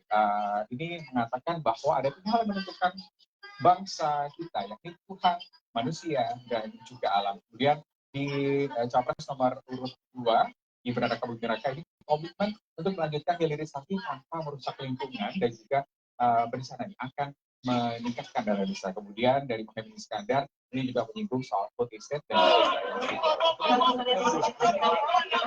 panas karena memang semakin segmennya bertambah ini akan semakin meningkatkan tensi dari masing-masing cawapres. Di segmen 2 soal pertanyaan dari panelis, jadi sedikit membahas tentang soal pajak karbon. Nah, Gibran memilih untuk mendorong hilirisasi tetapi tetap ramah lingkungan. Kemudian untuk Mahfud MD itu menanggapi dengan pernyataan bahwa pengelolaan berkelanjutan ini belum sepenuhnya dilakukan. Kemudian Mohaimin Iskandar juga sempat menanggapi bahwa pajak karbon bukan satu-satunya solusi, bahkan target yang nanti itu diturunkan. Nah, ini memang terjadi saling sanggah yang cukup panas di segmen 2 dan juga segmen 3. Tadi juga ada sedikit membahas soal pupuk yang langka bagi para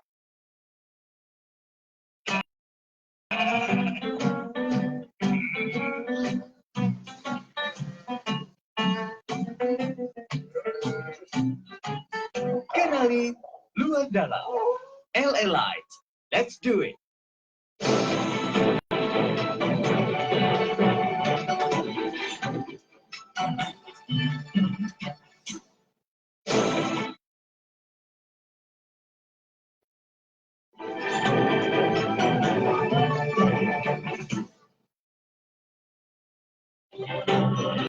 Terima kasih Anda masih menyaksikan debat keempat calon wakil presiden pemilu tahun 2024. Bapak Ibu sekalian, di segmen keempat ini, ketiga calon wakil presiden akan saling tanya jawab. Ini mungkin adalah segmen yang paling dinanti. Oleh karena itu kami ingatkan sekali lagi kepada seluruh hadirin yang ada di ruangan ini untuk berkomitmen dan bekerja sama, memberikan kesempatan yang sama kepada semua calon wakil presiden. Mohon untuk dihargai ketika para calon wakil presiden sedang saling tanya jawab. Sepakat Bapak Ibu semua? Terima kasih. Mohon kerjasamanya. Dan untuk itu, kami undang kembali ketiga calon wakil presiden untuk kembali menuju ke podium masing-masing. Silakan.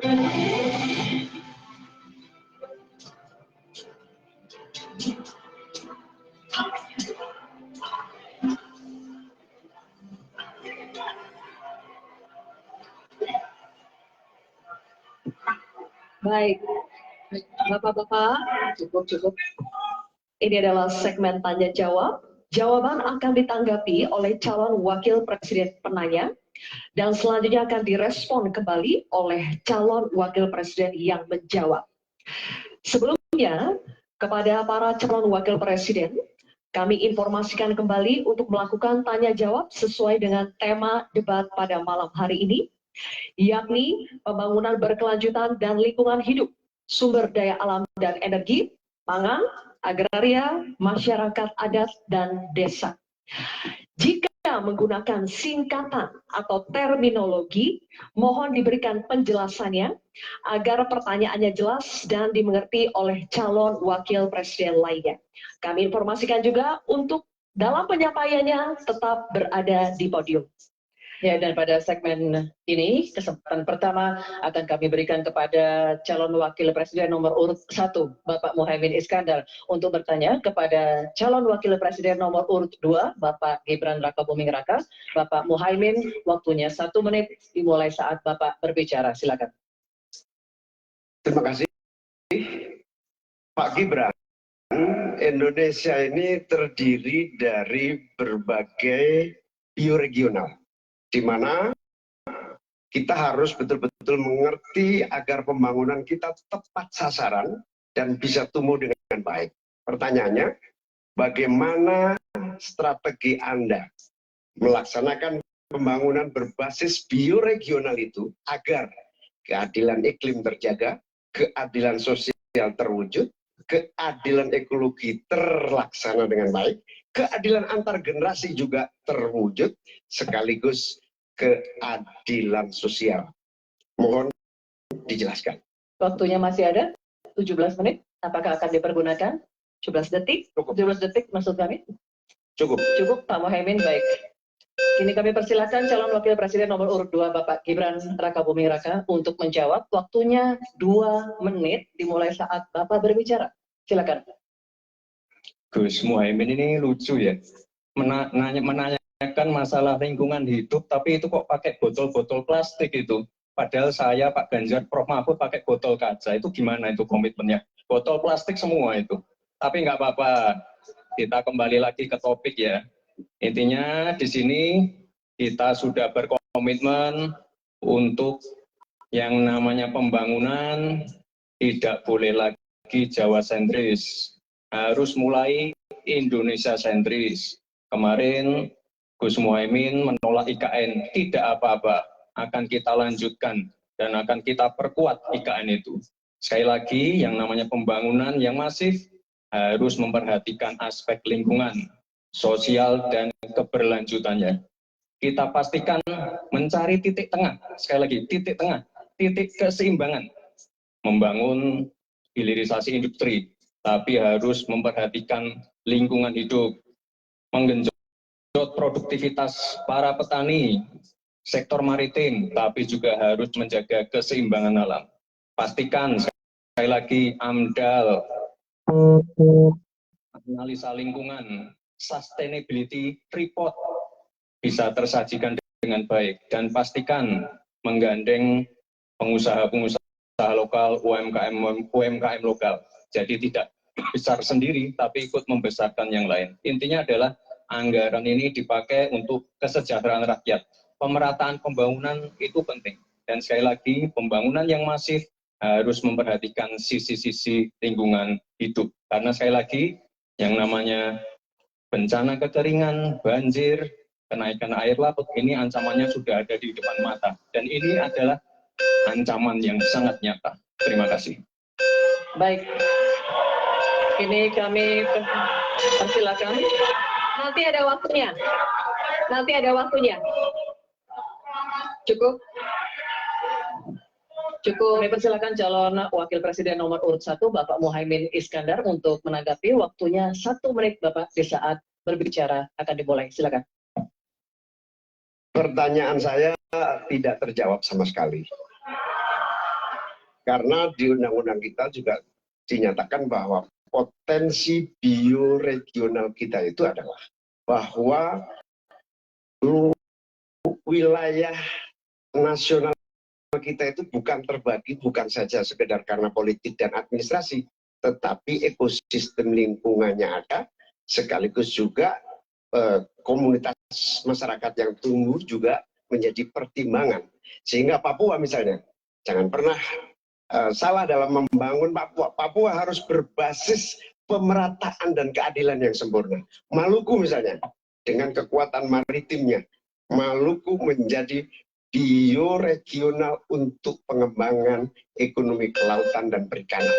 Jawa misalnya, keberlanjutan pembangunan yang menumbuhkan potensi ekonomi secara pertumbuhan. Baik, waktunya habis, Pak Muhaimin. Kami persilakan calon Wakil Presiden nomor urut 2, Raka Buming Raka, untuk merespon tanggapan dari Bapak Muhaimin Iskandar. Waktunya 1 menit. Kami persilakan. Katanya tidak menjawab pertanyaan, tapi Gus Muhaimin malah ngomongin pemerataan pembangunan. Itu kan tadi yang saya omongin, Gus. Pemerataan pembangunan yang tidak lagi Jawa sentris, harus Indonesia sentris. Pembangunan IKN sebagai simbol transformasi pembangunan Indonesia, Papua, dan lain-lain. Itu kan tadi udah saya jawab. Intinya sekali lagi, pembangunan tidak boleh lagi Jawa sentris, harus lebih memperhatikan masyarakat, terutama yang ada di luar Jawa, biar bisa merasakan akses konektivitas yang lebih baik lagi, menurunkan inflasi, menurunkan Gini rasio, meningkatkan peluang kerja, menumbuhkan titik pertumbuhan ekonomi baru. Itu tadi kan udah saya jawab, Gus. Mungkin Gus Muhaimin juga tidak paham dengan pertanyaan yang diberikan ke saya. Mungkin dapat contekan itu dari Pak Tom Lembong mungkin ya. Terima kasih. Masih ada waktu, Pak Gibran? Cukup? Tenang. Cukup. Bisa kami minta kerjasamanya? Baik, baru saja kita simak bersama calon Wakil Presiden nomor urut 1 dan 2 saling bertanya jawab. Selanjutnya, calon Wakil Presiden nomor urut 2 Bapak Gibran Raka Buming Raka bertanya ke calon Wakil Presiden nomor urut 3 Bapak Mahfud MD. Bapak Gibran, waktu Anda 1 menit dimulai saat Bapak berbicara. Silakan. Bagaimana cara mengatasi greenflation? Terima kasih. Masih ada waktu, Bapak Gibran? Aturan istilah. Kami sampaikan kembali terminologi atau singkatan, mohon untuk ya, tunggu. Silakan dilanjutkan. Masih ada waktu. Ini tadi tidak saya jelaskan karena kan beliau kan seorang profesor. Sesuai dengan greenflation adalah inflasi hijau. Sesimpel itu. Waktunya masih ada, Bapak Gibran, cukup. Kami persilakan kepada calon Wakil Presiden nomor urut 3, Bapak Mahfud MD untuk menjawab. Waktu Bapak 2 menit, silakan. Baik, untuk mengatasi inflasi hijau. Apa sih inflasi hijau? Itu kan ekonomi hijau. Ekonomi hijau itu adalah ekonomi sirkuler, ya, di mana sebuah proses pemanfaatan produk ekonomi, pangan misalnya, atau produksi apapun, diproduksi, kemudian dimanfaatkan, di recycle, bukan dibuat. Jadi bukan barang itu lalu dibiarkan mengganggu ekologi. Nah, saya punya cerita. Kalau bicara soal recycle seperti ekonomi hijau, saya merasa berbangga sebagai orang Madura. Karena orang Madura itu yang pertama dulu mempelopori ekonomi hijau, ekonomi sirkuler. Di mana orang Madura itu tuh yang menguti sampah-sampah, menguti plastik-plastik lalu diolah. Sehingga sebenarnya ekonomi sirkuler itu sudah menjadi kesadaran masyarakat. Nah, oleh sebab itu, kalau untuk mengatasi inflasi itu tentu yang paling gampang kebijakan-kebijakan. Diatur saja jatahnya. Di sini kan harus ada data. Kecenderungannya di sini begini, kebijakannya harus begini. Kecenderungannya di sini begini, kebijakannya harus begini. Nah, itulah yang kita pahami tentang ekonomi hijau, ya. Inflasi hijau dan sebagainya dan sebagainya. Nah, saudara, banyak hal yang harus kita lakukan.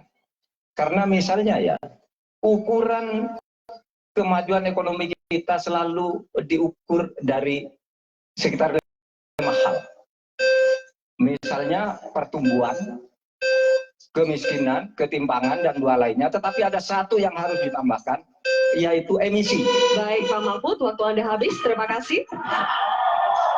Selanjutnya, kami persilakan kepada calon wakil presiden nomor urut 2, Bapak Gibran Rakabuming Raka untuk menanggapi. Waktu Anda 1 menit, silakan.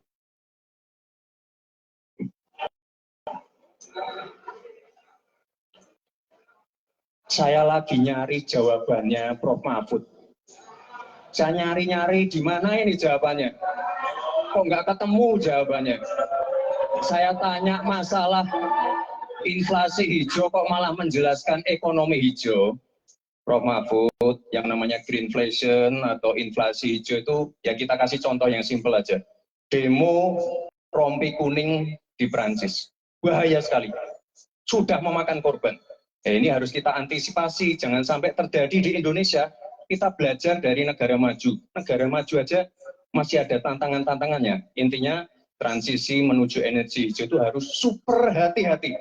Jangan sampai malah membebankan R&D yang mahal, proses transisi yang mahal ini kepada masyarakat, pada rakyat kecil.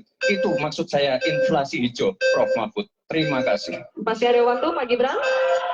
Cukup? Baik. Terima kasih. Kita lanjutkan dulu. Nanti akan ada waktunya untuk memberikan support. Kita lanjutkan dulu, Bapak Ibu. Terima kasih. Kita teruskan ya.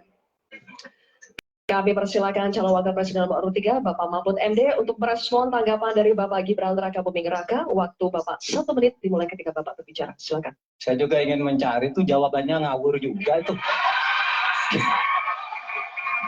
Ini ngarang-ngarang nggak karuan, mengkaitkan dengan sesuatu yang tidak ada, gitu ya. Begini loh, kalau akademis itu gampangnya kalau bertanya yang kayak gitu-gitu tuh recehan, gitu.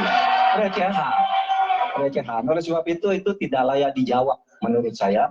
Dan oleh sebab itu saya kembalikan saja ke moderator. Ini tidak layak dijawab pertanyaan kayak gini. Tidak ada di jawabannya. Terima kasih. Cukup buat Pak Mahfud? Masih ada waktu, Bapak? Saya kembalikan. Cukup ya? Baik. Saya kembalikan. Tidak ada gunanya menjawab. Ya. Baik. Bapak Ibu, demikianlah tadi interaksi saling tanya jawab antara calon wakil presiden nomor urut 2 dengan calon wakil presiden nomor urut 3. Terima kasih. Baik, Bapak Ibu, kita lanjutkan ya sesinya. Kita selesaikan dulu. Kali ini giliran calon wakil presiden nomor urut 3 dan nomor urut 1 untuk saling bertanya jawab. Diawali dengan calon wakil presiden nomor urut 3, Bapak Mahfud MD. Untuk bertanya kepada cawapres nomor urut 1, Bapak Muhaimin Iskandar. Waktunya 1 menit, Pak Mahfud, dimulai dari saat Bapak berbicara. Silakan. Ya, Pak Muhaimin, calon wakil presiden yang terhormat. Pada tahun 2014 kita berada di posisi yang berbeda. Saya menjadi ketua timnya Pak Prabowo, Pak Muhaimin di timnya Pak Jokowi waktu itu. Ada pertanyaan dari Pak Jokowi pada tanggal 5 Juli 2014 kepada Pak Prabowo. Pertanyaannya begini, Pak Prabowo, saat ini kita dihadapkan dengan bencana ekologis yang salah satunya disebabkan oleh kerusakan hutan. Laju penggundulan hutan di negara kita tertinggi di dunia. Nah, saat ini situasinya sama dengan tahun 2014 seperti yang kita diskusikan sejak tadi. Apakah Pak Muhaimin setuju bahwa kita telah gagal menghentikan kerusakan hutan dan juga food estate sesuai dengan penelitian Walhi dan Greenpeace? Waktunya selesai. habis. Terima kasih. Kami persilakan calon wakil presiden nomor urut 1 Bapak Muhaimin Iskandar untuk menjawab. Waktunya 2 menit dimulai saat Bapak berbicara. Silakan. Yang patut untuk bisa menjadi alat ukur adalah bahwa dari seluruh rencana mengurangi deforestasi itu adalah berapa prestasi untuk melakukan penghijauan atau reforestasi. Sampai hari ini saya setuju dengan Pak Mahfud, tidak ada keseriusan dan kesungguhan untuk itu. Bahkan mau menyediakan pangan nasional saja, kenapa tidak melibatkan petani? Malah juga melakukan penggundulan hutan dan gagal lagi. Karena apa? Karena tidak melibatkan masyarakat atas tempat, juga tidak melibatkan para petani, bahkan merusak keanekaragaman hayati kita. Sehingga menurut saya ini soal keberpihakan Pak Mahfud. Keberpihakan kepada pembangunan yang berbasis keberlanjutan. Di mana kita tidak akan main-main dengan soal ini. Ini soal nasib generasi. Prinsipnya satu, keadilan. Keadilan ekologi harus nomor 1. Jangan pernah membiarkan keadilan ekologi ini tidak terlaksanakan dengan baik. Yang kedua, keadilan iklim. Yang ketiga, keadilan antar generasi. Komitmen keadilan ini dari termasuk komitmen keadilan agraria, keadilan sosial, nggak dijalankan sama sekali karena memang apa? Tidak ada komitmen dan kesungguhan. Konstitusi sudah ada, anggaran juga punya, kemudian undang-undang juga banyak. Sekali lagi, komitmen dan kemauan sungguh serta tidak abai terhadap tugas dan tanggung jawab sebagai pemerintah. Oleh karena itu nanti kalau amin dipercaya, insya Allah yang paling pokok adalah kesungguhan, komitmen untuk melaksanakan konstitusi dengan sungguh-sungguh, berpihak kepada rakyat dan lingkungan, bukan berpihak kepada investor ataupun pengusaha. Waktunya masih cukup, Pak Muhaimin. Baik. Kini kami persilakan Cawapres nomor urut 3 Bapak Mahfud MD untuk menanggapi. Waktunya 1 menit. Baik. Mulai dari saat berbicara, silakan. Pak Muhaimin, ke depan itu menurut saya pemerintah perlu melaksanakan 2 putusan Mahkamah Konstitusi yang dulu saya yang membaca vonis itu dan mengetokkan palunya. Pertama, mengakui aktivis lingkungan itu sebagai subjek hukum. Itu putusan MK. Sekarang ini kalau orang bicara lingkungan ditangkap. Nah, itu berbahaya bagi kelangsungan lingkungan hidup kita.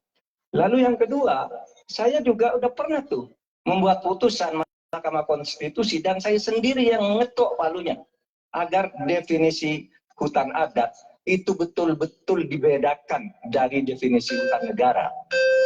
Karena definisi hutan adat yang sering dipakai sekarang itu sering menyingkirkan masyarakat adat. Selesai. Waktunya habis. Kami persilakan kembali Cawapres nomor urut 1 Bapak Muhaimin Iskandar untuk merespon tanggapan dari Pak Mahfud MD tadi. Waktunya 1 menit dimulai dari saat Bapak berbicara. Silakan. Ya, setuju apa yang disampaikan Pak Mahfud. Inti dari hasil kemerdekaan kita itu kan 2. 1, bahwa pemerintah atau negara mengatur sistem dan tata kelola pemerintahan dan kenegaraan. Yang kedua, mengelola kekayaan dan aset negara kita. Nah ini yang tidak pernah dilakukan. Dibiarkan aset itu liar, bahkan ada orang yang menguasai 500.000, sementara petani gurem kita sudah hampir 16 rumah tangga petani gurem yang hanya punya tanah 0,5 hektar. Itu dari segi soal pertanahan. Nah apalagi jasa para pemangku adat, masyarakat adat yang memiliki banyak jasa sejak sebelum kemerdekaan hingga hari ini, menjaga hutan, menjaga lingkungan kita, tetapi tidak pernah diajak dialog. Ada pemaksaan melalui PSM, tidak diajak bicara. Rempang misalnya, itu tidak melibatkan dengan sungguh-sungguh masyarakat di sekitar itu. Terima kasih. Masih ada waktu, Bapak? Cukup? Cukup. Baik, oke. Kalau begitu, sesi tanya jawab untuk segmen ini sudah habis. Kita berikan apresiasi untuk ketiga calon wakil presiden kita. Hadirin sekalian, kita akan jeda sejenak dan di segmen selanjutnya ketiga calon wakil presiden akan kembali melakukan tanya jawab.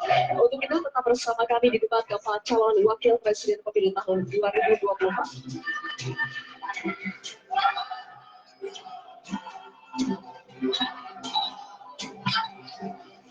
Pemilu 2024 kamu nyoblos apa nak? Gak tahu deh, aku nyoblos apa enggak ya? Emang suaraku ada pengaruh gitu? Suara pemilih pemula kayak kita juga berpengaruh loh. Nah, makanya kamu jangan sampai golput. Kita harus berpartisipasi dalam pemilu 2024. Generasi Z kayak kita ini menentukan masa depan bangsa. Anak muda membangun bangsa. Pemilih gak keren.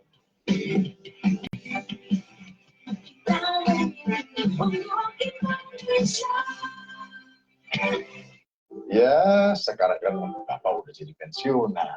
Sesuai dengan PKPU atau Peraturan Komisi Pemilihan Umum Nomor 7 Tahun 2022 menyatakan bahwa setiap pensiunan anggota polisi dan prajurit TNI atau yang sudah mengundurkan diri sehingga statusnya menjadi sipil bisa ikut serta dalam pemilu nanti. Nah, jangan lupa gunakan hak pilih Bapak nanti ya. Itu pasti, Bu.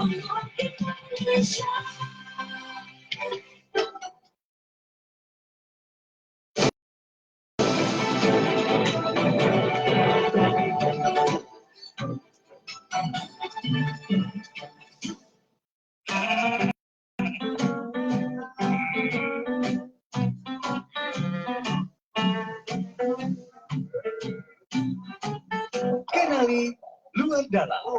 LLI. Let's do it.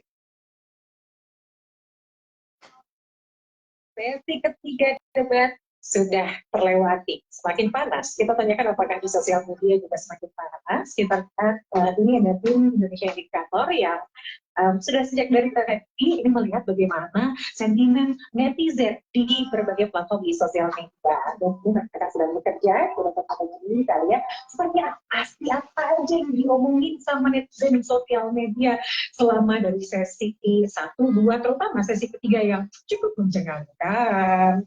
Mas Asrori, saya ajak ngobrol deh. Tadi melihat sesi ketiga seperti apa? Yang lagi rame deh, yang lagi rame dibicarain. Ya, intinya kalau dari sesi ketiga, netizen mulai membuka sebuah diksi baru. Seperti kami melihat